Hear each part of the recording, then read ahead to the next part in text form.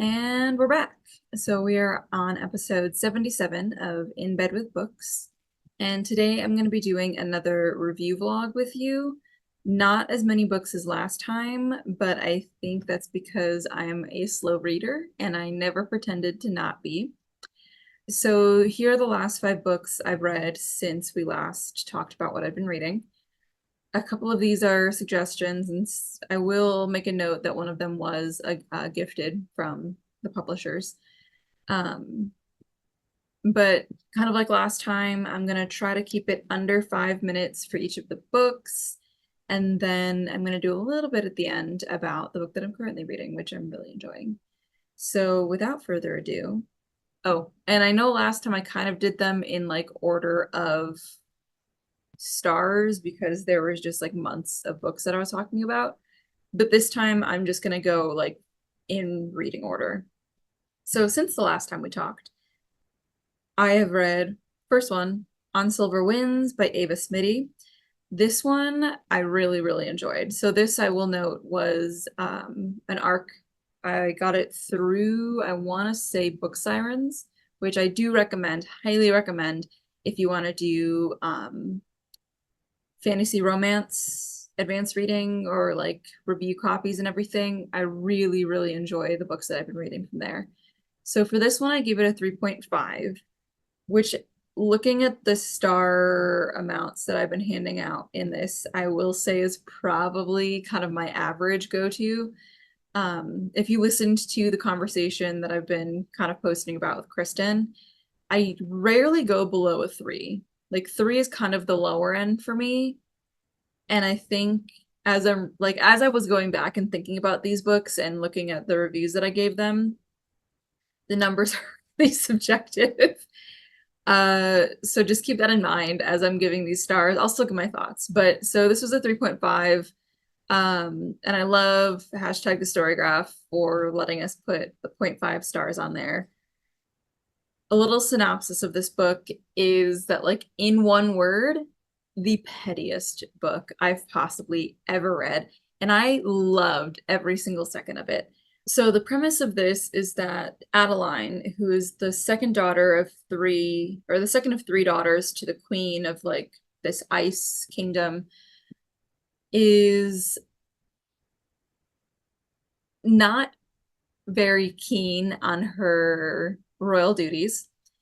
And because they've inadvertently made this little like matrilineal succession, because the queen never married. And in this kingdom, this is kind of one of the issues that I had. I guess I'll just say it now. So one of the issues that I had was that details weren't always given. And sometimes the details that were given were later inconsistent or contradicted. That was definitely more of an issue in the beginning, which is probably because of all of, like, the world building at the beginning.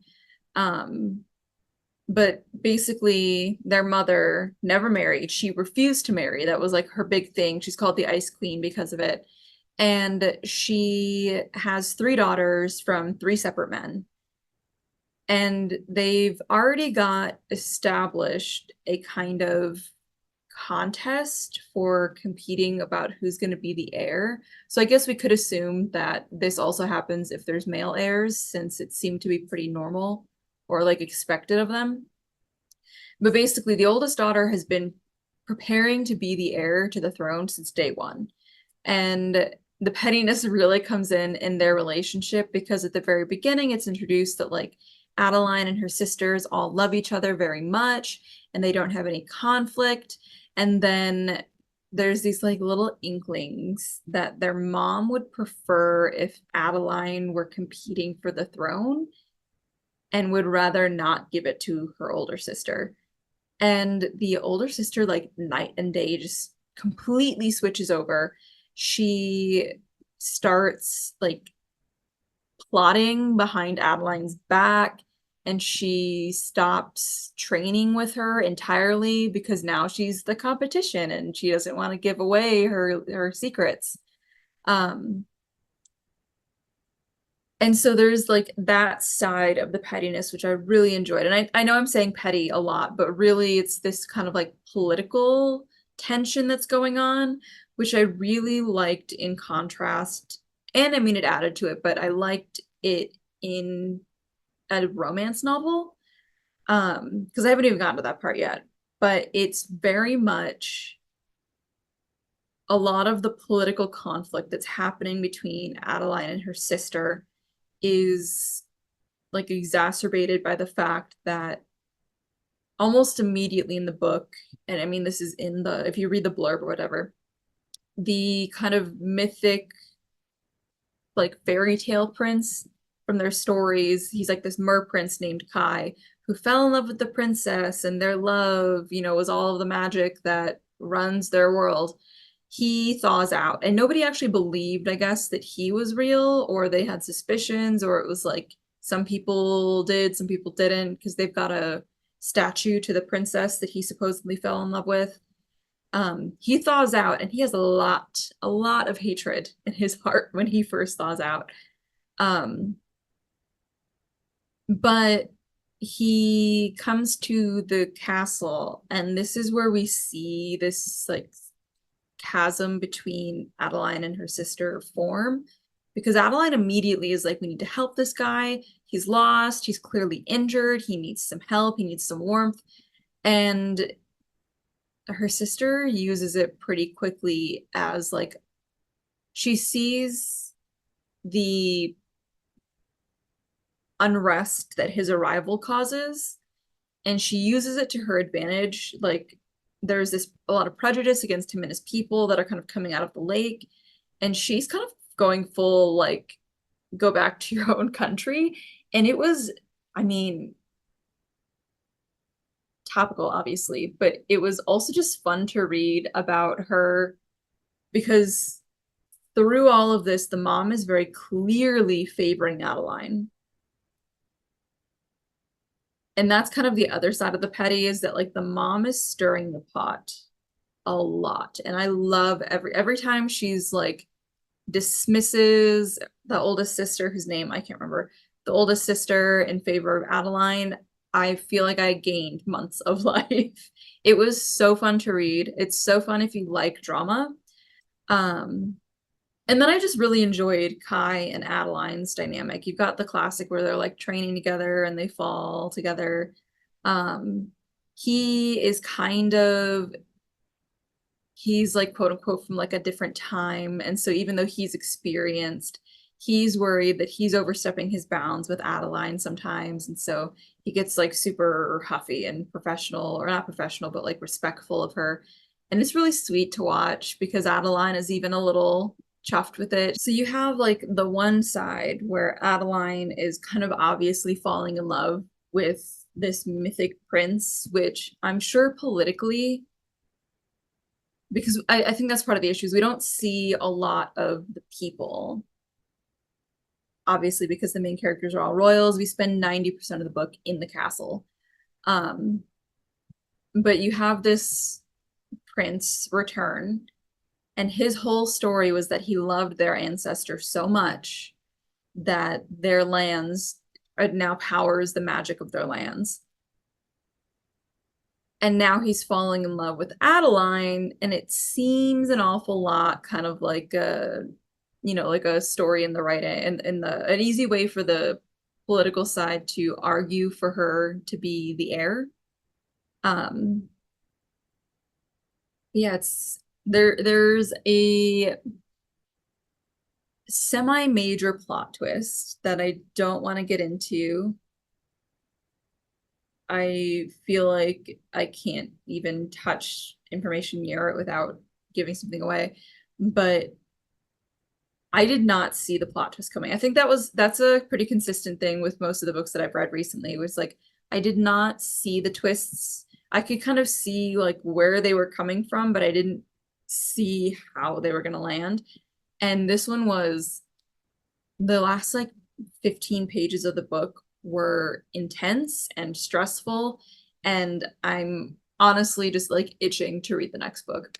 So having said that, I can't tell you exactly why I labeled it a 3.5, except that at the time I was reading it, I can only imagine that a lot of the like inconsistencies that I was noticing were really pulling me out of the book. So if you go to read that, I would keep this in mind.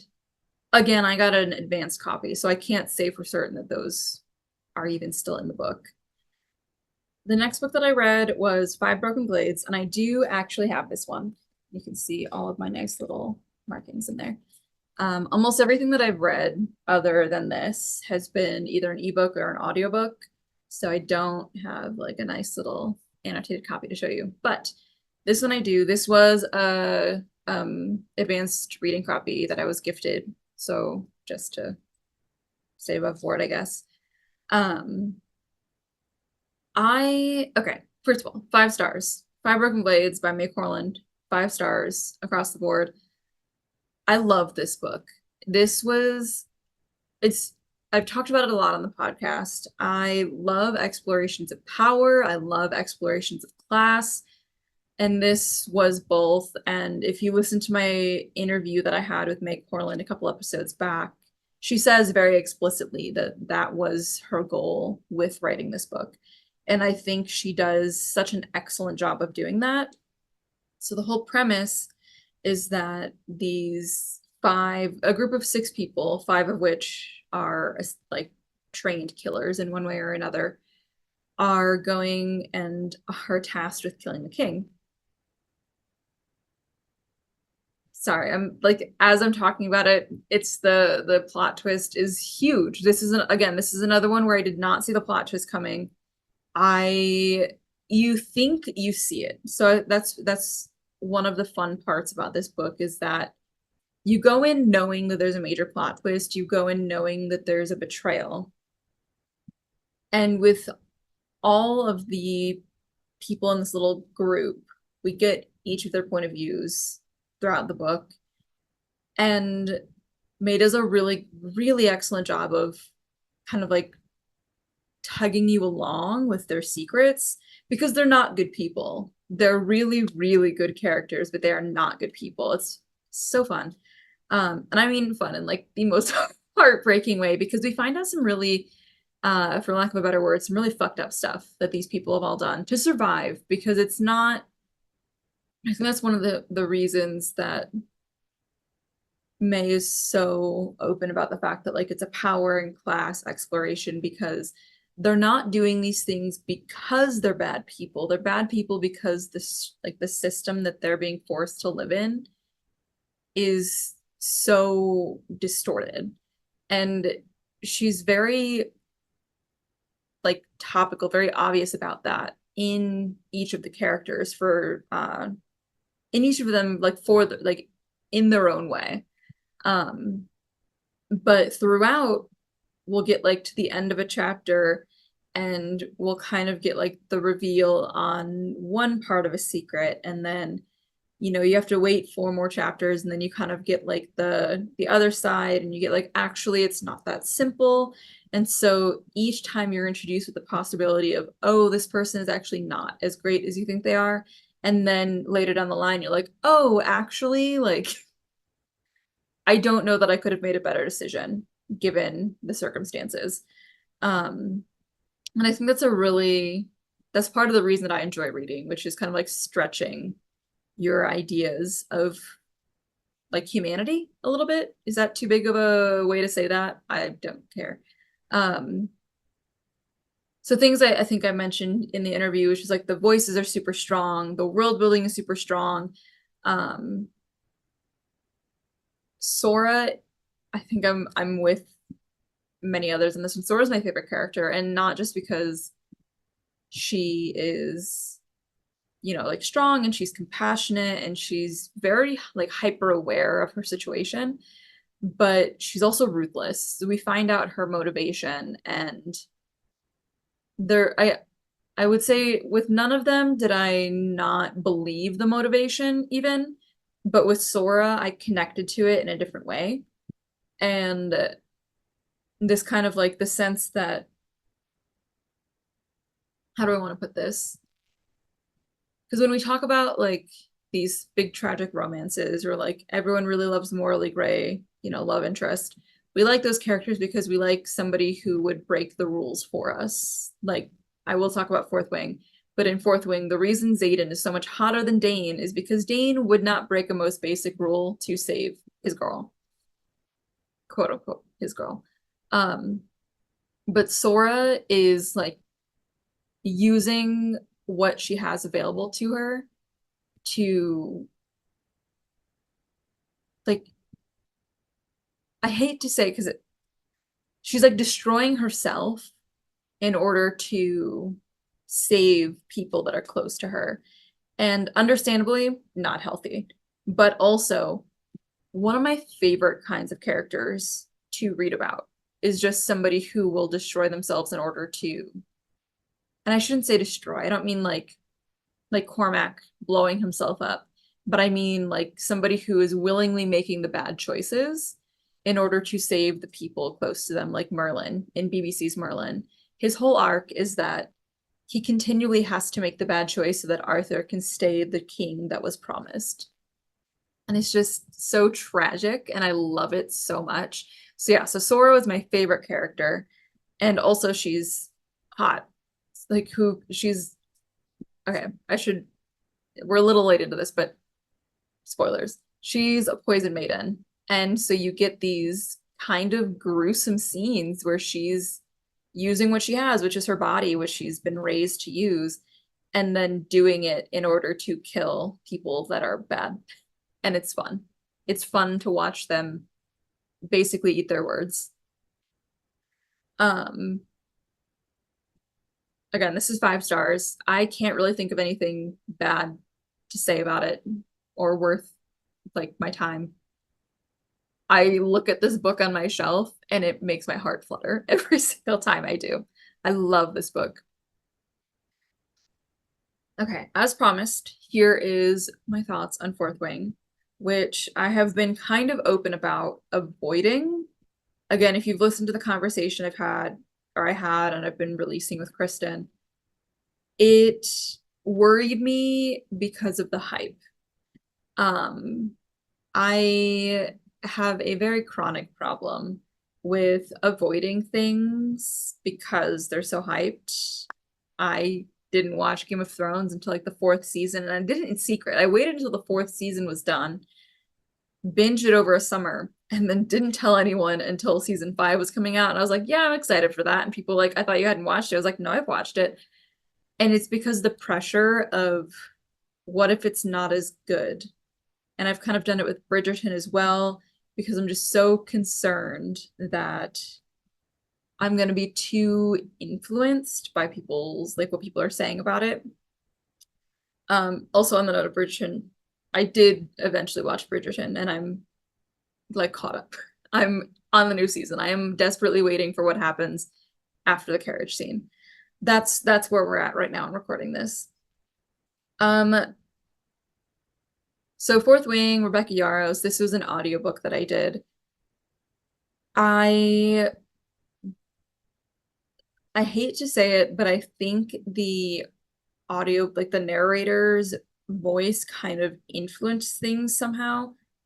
Or at least like at least a little bit. There's certain parts where I really didn't like the way she was voicing something. It made it seem too immature or too, I say childish, but I don't mean like fully childish, just like younger than I think is believable for me in this situation. Um, but I also have plenty of good thoughts. So let me jump to those. I like, so if we're going kind of like character world building, I thought the world building was fine. I mean, the world building, there isn't a lot of it. It's really just like a military romance with dragons. And the dragons are kind of the only, at least in this first book. Please note, I have not read the second book yet.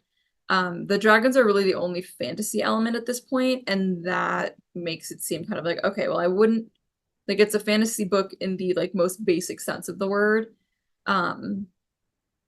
So focusing more on characters because I feel like that was more of a driving point in the book.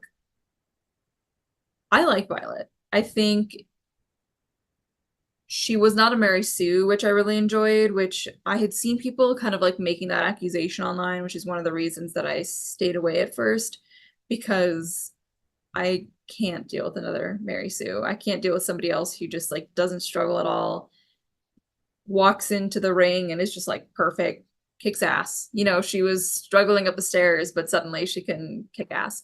No, like we really throughout, I mean, it's a massive book. Throughout the book, we see Violet progress and we see her get better at things. And I really like that. It took a while, and I don't know if this was audiobook versus me visually seeing something, but because I do find that when I like read words on a page, I engage with the book much differently than I do when I'm listening to it. The number of times that she talked about, like, well, my bones are just weird. I'm just weak. And I was like, I actually don't need to hear about that again. I'm okay. It was very, like, it was a long time before it was clear that she was talking, like, in terms of a disability. Um, and it really didn't click, and this is fully on me. It really didn't click until Xaden got her the like saddle situation so she wouldn't keep falling off. And then I was like, oh, this is like accessibility stuff. She's got a disability. She's got an invisible disability. And I kind of wish that had been clearer from a different point, because it's like pretty far in the book when I was finally like, oh, she's not just like pick me girl talking about how weak she is. Because that was kind of the vibe that I was getting at first. And at first it kind of made me like ill on her, but after a while I was just ignoring it. And then that happened. I was like, I get it now. Um and then that being said, again, I went in with this with like kind of fears of her being a Mary Sue. Again, very early on that was quelled, but I think there was like a consciousness almost of it when she gets paired with two dragons. And I do like that the defense of this is like, one, she defended Andarna against the assholes. And two, the dragons who make the rules were pretty much just like, well, she said, the kids said, so we accept it now. And I kind of like that because it showed how important their young are. And so, like, is it a cop out? Yes. But also, it does show the power structures there. And I really liked that that was just an easy way for them to do that. Um, let's see here. Oh, I like that the dynamic between her and Xaden. There's a couple of different parts to this. So, one, I like that they start out as kind of like forced enemies. Like they're very clearly both attracted to each other to start with. And they're like dealing with this internally and then with each other throughout the book. But it's like family drama. It's not, it's like stuff, external forces that are being like thrust upon them. And I kind of like that a little bit more than I think when people genuinely don't like each other to start, because it's often hard for me to move past that.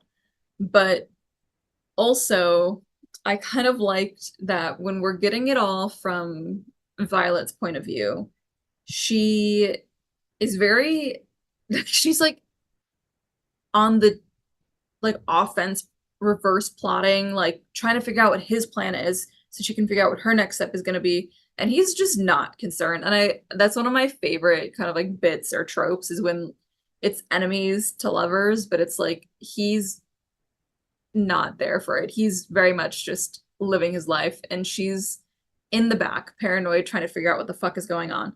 Okay, so one of the big issues that I had with this, and maybe it's just me, maybe the changes, or maybe I'm like reading this wrong, I don't know. It's that there's this assumption within the writer's quadrant or school. I can't remember. That was another thing. Is like there's so many words being thrown at you. There needed to be some kind of structure explained. That aside, it's just expected that some students are going to kill other students. And it's painted as like a dangerous profession to get into, which it is because you're like riding airplanes without seatbelts that are flying themselves and also spewing fire and giving you new powers and everything, and fighting other ones and fighting monsters and stuff. But because of all of that, because you've got the tests where like, well, a lot of the students fail this test, and by fail they mean die, and that's because it's supposed to imitate being on the dragon, and it's like, a lot of people fall off their dragons. Sometimes the dragons just don't want people to, like, there's the one girl who just gets fried when they're showing off for the dragons because she's annoying and because she just keeps complaining and being a bitch. And so you've got all this set up for like, yeah, this is a dangerous profession because of the dragons. So then why are they allowing students to kill other students? Why are there not any kind of like footholds against this? Because you would think that they'd just let the dragons do all of that. Why would you allow fellow students to lower the number of people that are being sent to dragons? Especially because we know that the numbers are depleting, that they do not have the numbers within the army to like sustain what they need to do. And maybe there's like a whole plot thing that explains this, but currently I'm not buying it. So this is another one. There is a huge plot twist, of course. And this is, I think what I'm finding is that a lot more are doing like plot twist within plot twists, because there's,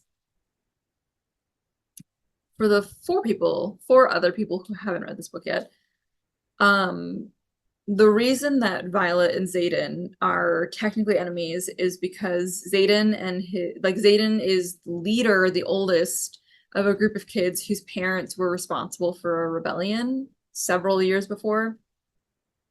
And Violet's mother is the one who helped take them down. And everybody knows this. Everyone knows this conflict going into the year. And so you find that all of the rebellion kids are meeting up, and there's kind of like this, oh shit, like what are they doing in the shadows? And you think you figure it out. And then it actually turns out that there's this kind of like secondary issue. And it makes me excited for the next book. I haven't read it yet. And Onyx Storm, I think, is the next one, isn't coming out until I want to say next year. So I'm going to probably put it off a little bit longer so I don't forget everything before then. But yeah, I enjoyed it. 3.5 stars. And the romance was fun. The smut part of it was fun. I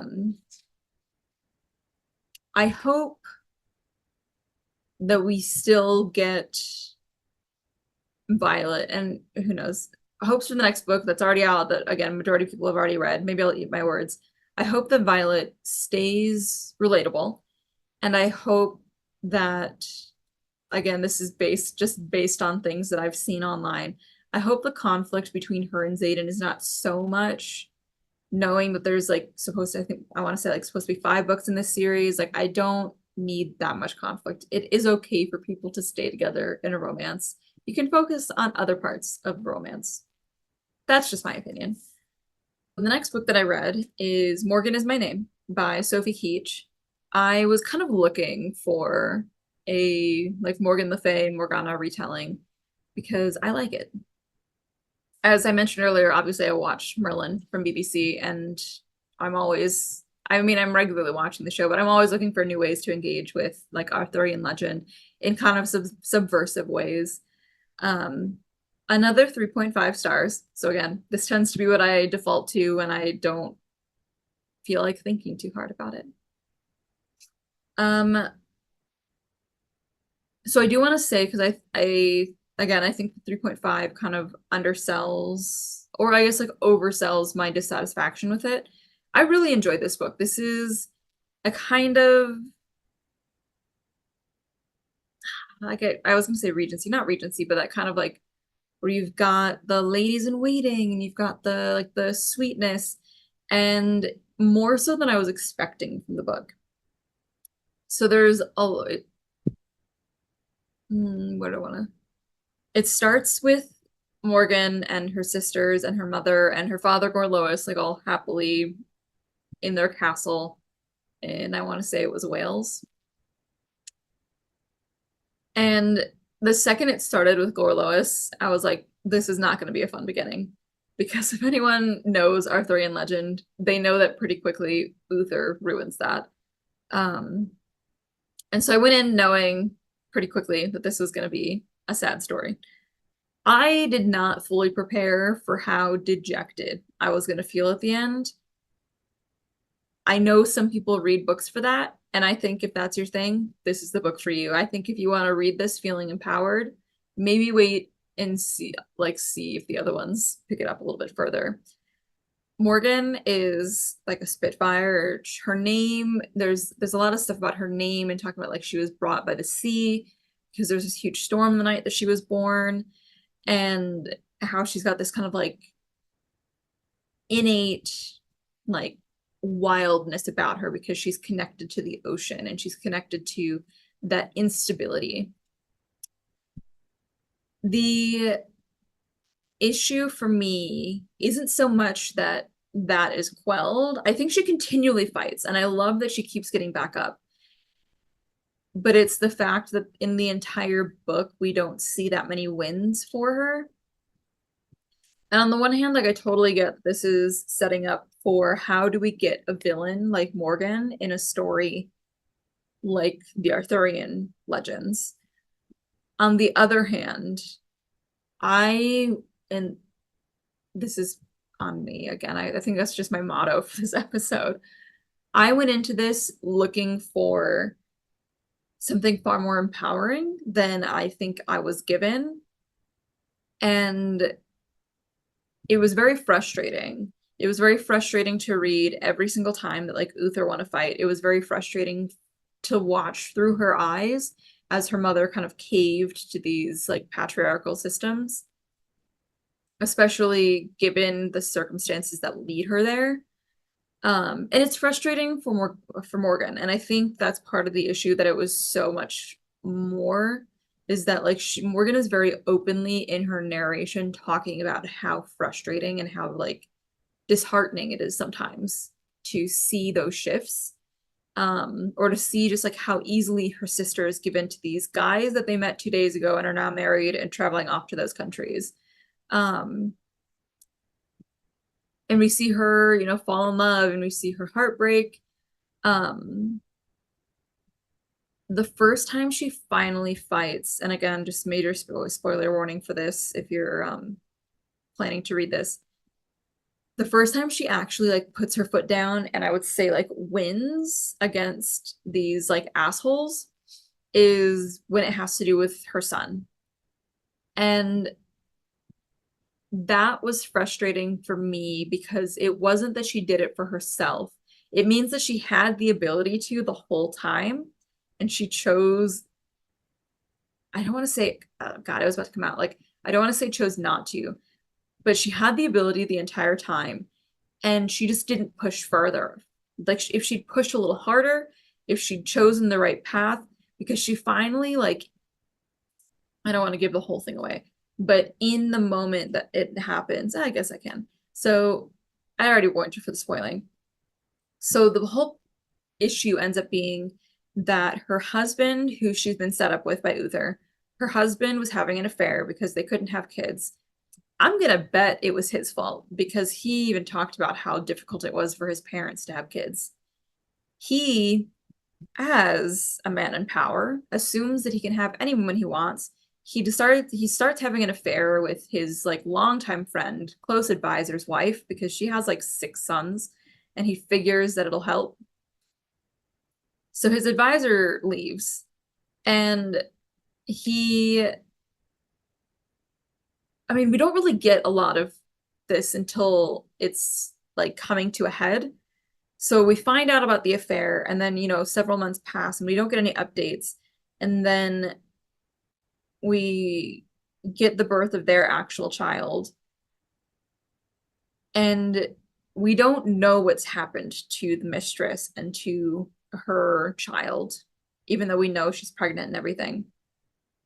And then all at once we find out he told Morgan that she was gone, lied about it, has been actually hiding her at the castle that he gifted to Morgan, and that he's named both of the sons the same thing. So his actual like heir by marriage with Morgan and his bastard child with the, I guess, ex-wife, not ex-wife of his former best friend and advisor have the same name because he wanted to give his heir the same name and he just needed to be sure. And so like that's what pushes her over the edge. And that is valid. I would also go completely irate if I found that out. When I found it out in the book, I had to like set it down and walk around because I was livid for her. My only issue is that I wish she had made, because she has this like clarity wash over her and she figures out how to get out of the situation finally. I wish she had had that clarity hit her sooner. I wish we hadn't had to see her get knocked down so many times. That's what was really frustrating for me. I have hope for the next books because we know how powerful of like an adversary Morgan becomes in the Arthurian myths. But yeah, I think she was really like, she as a character was really empowering to read. Like it's always heartening to read about women who get back up every single time. It was the whole situation. It was like the events happening around her that made me feel dejected at the end of this book. Yeah, I'm excited for the next ones. And I believe another one is on its way to be published soon. Don't quote me on that. The most recent book that I finished, I should say, is Book Lovers by Emily Henry. This one was a suggestion from Kristen. I love this book. I don't normally read just straight romance. And I think that has to do with the fact that I just really love fantasy. So I think for me, the pipeline has been more like fantasy romance into romance. So I will probably read more Emily Henry moving forward. This for me is a 4 stars. The grade scale is probably a little different from what I would do for a fantasy book, but I think that's because my expectations going into a romance book are slightly different. So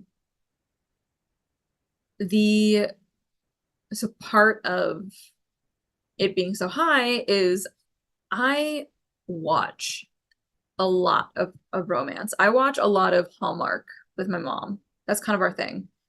And I have no shame about that. I love watching Hallmark movies. And it's because the same reason that people read these books, I assume, which is like, you know what's going to happen going into it. There's something very secure about the formula that goes into a romance book. You just have to find the one with like the right characters that you like in the right setting with the right job, going to the right city. And this for me was a lot of that. So the whole premise of the book is that Nora, named after Nora Ephron, who gave us You've Got Mail, When Harry Met Sally, Sleepless in Seattle, Meg Ryan rom-com, Nora Ephron was involved. She is named for this romance icon because her mom was super into romance growing up and her younger sister is super into romance. And so it's kind of like, these 3 strong women together. It's important in their lives. She, however, the name has not helped her. She, although hyper conscious of the structure and tropes involved with romance novels and Hallmark kind of movies and stuff, is also aware that she is not the protagonist in these. She is very much the city-bound ex-girlfriend who they have to break up with before the end of the story so that they can be with their one love. And that happens to her literally Like the third time it happens is in the beginning, like the prologue of the book. And so she's kind of accepted her identity as the like villain of everybody else's romance stories. And I kind of liked that self-awareness of her and also of the book. Um, and then there's Charlie, who is presented at first as her unofficial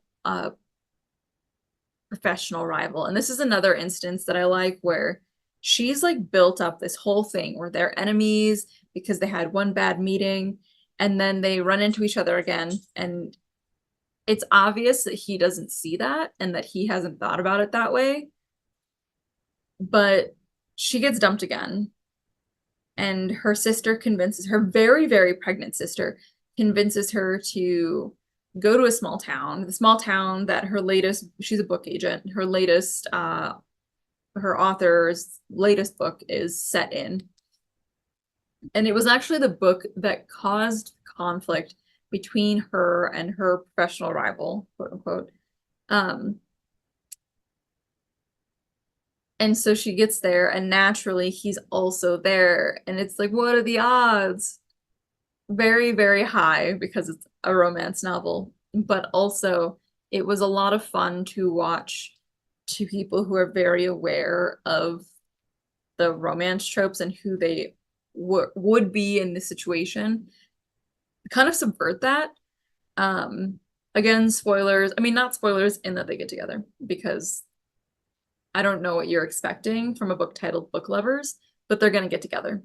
But she's really fighting with herself about the fact that, you know, she does focus on work a lot, but she's doing it because they lost their mom and because her sister, she wants to make sure that she can support her sister emotionally, mentally, financially, if need be.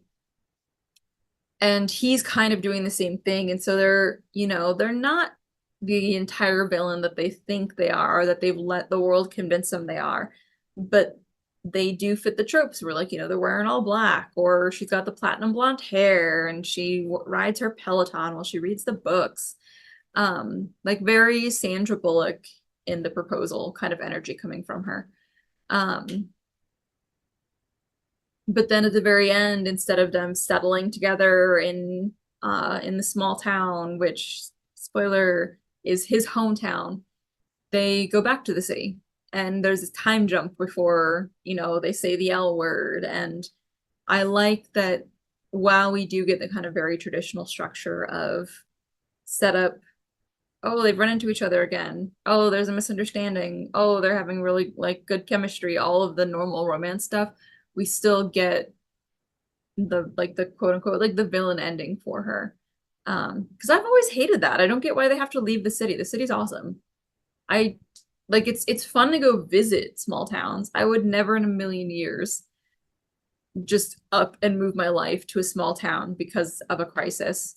And that's just what all of her boyfriends seem to be doing, ex-boyfriends seem to be doing. And it seems like a terrible life choice. But again, this is a book from her point of view. And she's the villain. And so she gets to stay in the city. And good for her. So yeah, 4 stars.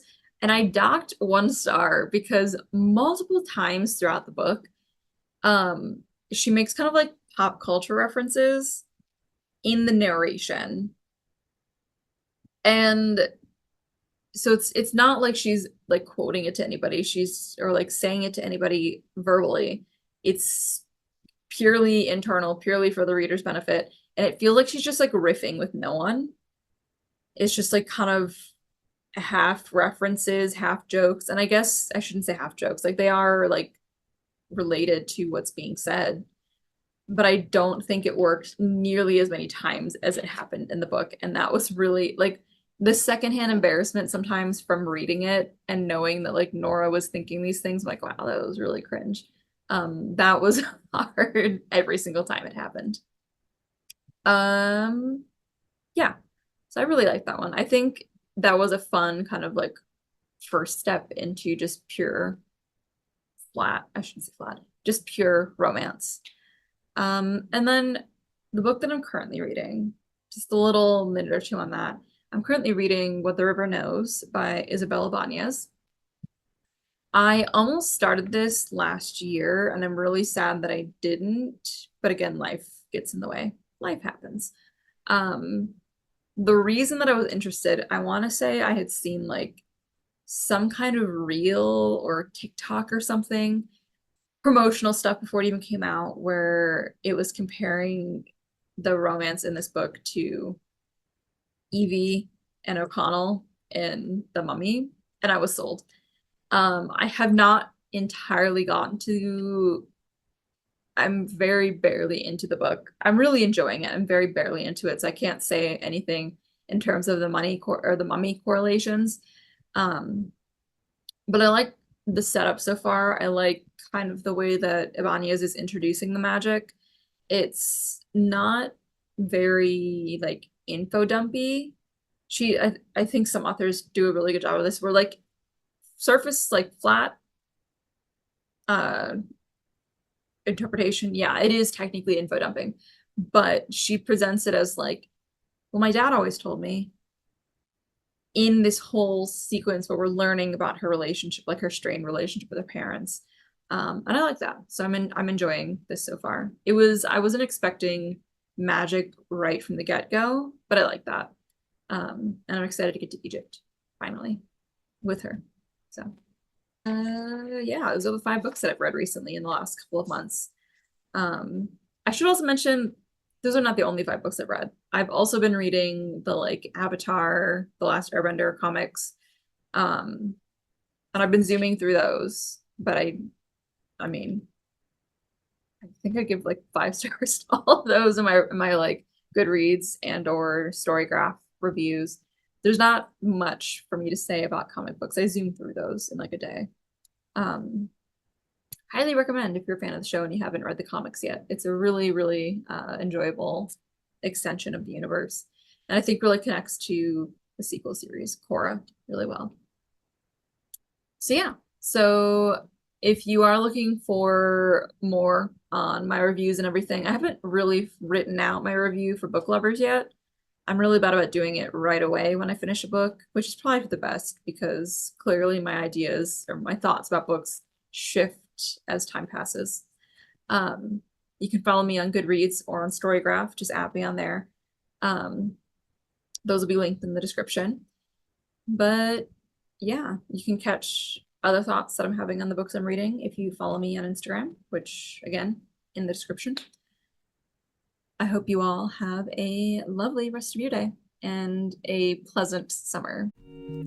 Thank you for joining me for another episode of In Bed with Books, a bookish podcast for bookish babes. Make sure to like and subscribe so you can keep up with all of the latest updates. And if you have any suggestions for authors, books, or topics that you want to hear about on the podcast, then feel free to DM me on Instagram or shoot me an email. I'm wishing you a lovely rest of your day, and until next time, happy reading.